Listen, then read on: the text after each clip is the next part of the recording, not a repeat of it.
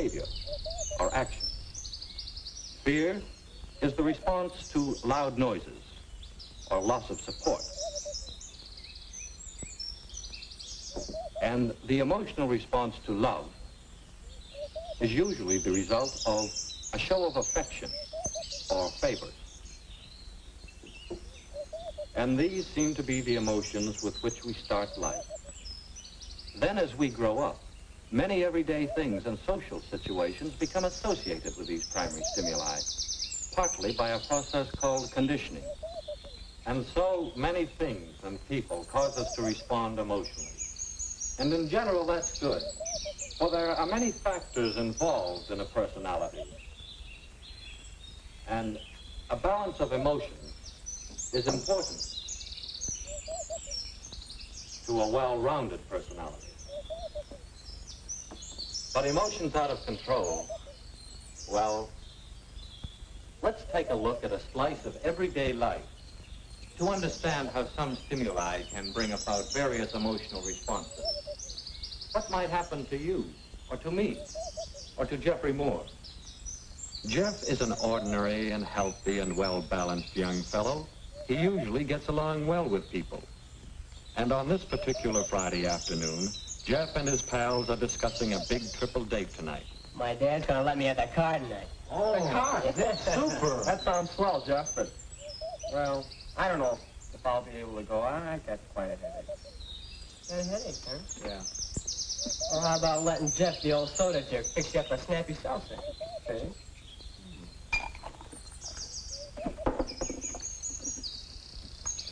Hey, why not? You're going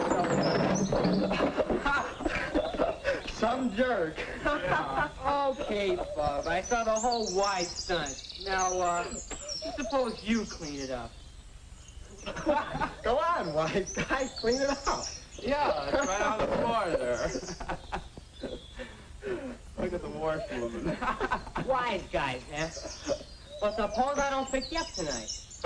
I got a darn good notion to let you guys walk to the party. What got into him? Gee, I don't know. Why is Jeff angry?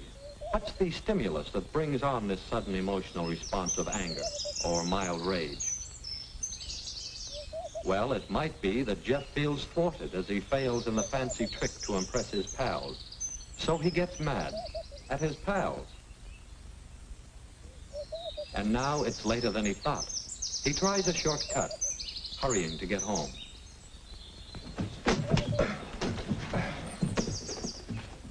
Great Scott, who in the world left that there? What a time to water the lawn. Shortcuts often lead to trouble, and thus loss of emotional control. You've heard, haste makes waste. Jeff is frustrated by the sprinkler, but he asked for it. Of course, Jeff's going to get the car ready for the party tonight. He wouldn't really miss a chance to impress the gang.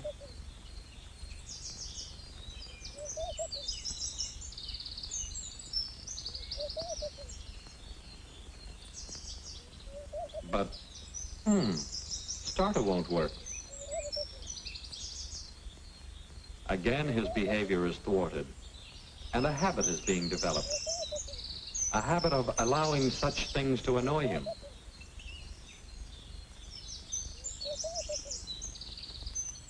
Jeff's losing control of himself. His thinking is becoming muddled, and he's careless in his actions. The madder he gets, the worse it becomes. Did you ever hear anyone say, "I was so mad I couldn't see straight"? Severe emotional stress often decreases efficiency. See what I mean? And of course, it's the fault of the wrench. This is called projection. He's projecting the blame to the wrench. Well, we've seen Jeff lose control of himself in rage. Let's see how the rest of the family is doing. Mother! Mother! Oh, it's wonderful. I love the new dress you made. Oh, thank you, Joan, dear. See how the new dress tends to stimulate Joan's love for Mother? This makes both Mother and Joan happier. But how does it affect Jeff? And how does his anger affect the others? Oh, you're the sweetest, bestest mother a girl ever had. I'm glad you like the dress, Joan. Oh, I'm so happy. I could be a model. Or a cover girl. Hey, what's gotten into that crazy kid's sister? Oh, Jeff, don't be that way. Notice how Mother seems to become angry herself because of Jeff's anger. Perhaps she shouldn't, but anger is a violent emotion, and we often see an induction of behavior or spread of emotion to other persons, almost like a contagious disease. Hi, Raj. Oh, Jeff. Hey, what have you got? Well, that's my letter. Give me that. Let me. I got the You letter. dirty little sneak. You gonna give me that letter? Are you gonna give it to me? No.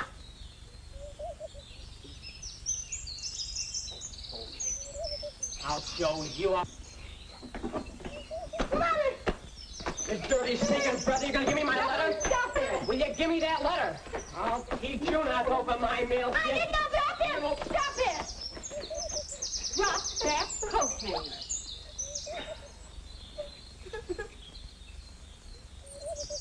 Sometimes rage, fear, and love are aroused together at the same time.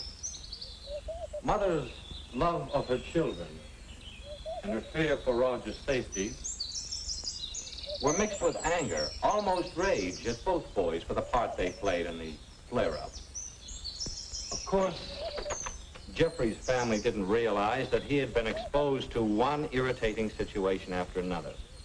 An accumulation of stimuli which brought about an abnormally strong response. And what did this do to Jeff? This sort of uncontrolled emotional outburst? Well, he regrets some of the things he said, but he can't unsay them. He's tired.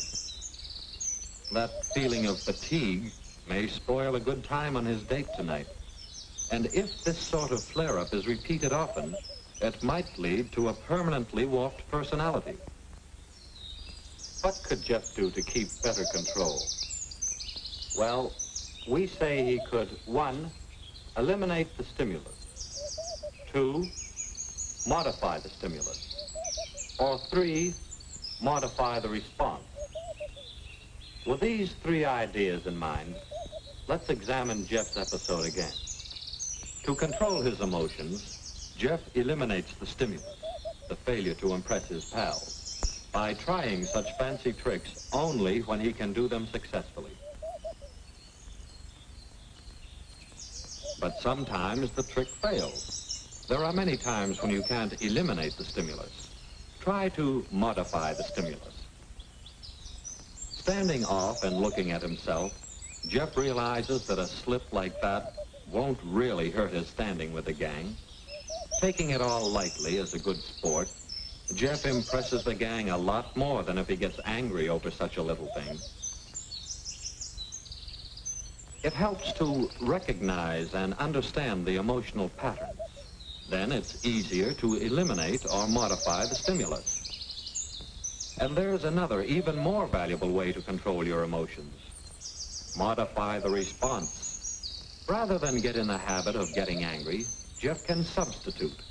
He can modify his response by seeing the humor in the situation. What good does it do to get angry about this? When Jeff's in the habit of controlling his emotions, his thinking is straighter. Push the button. No starter. Let's see. Pull the light switch. No light. That means something. Reason it out. No horn either. So, must be a dead battery. That's straight thinking, unmuddled by emotional disturbances. And it's a simple thing to call the garage or someone for a push and a recharge. No need to fly off the handle and take it out on the things and the people around. When he tries to understand his emotions and those of people around him, Jeff has less trouble controlling himself, and he and those around him are happier.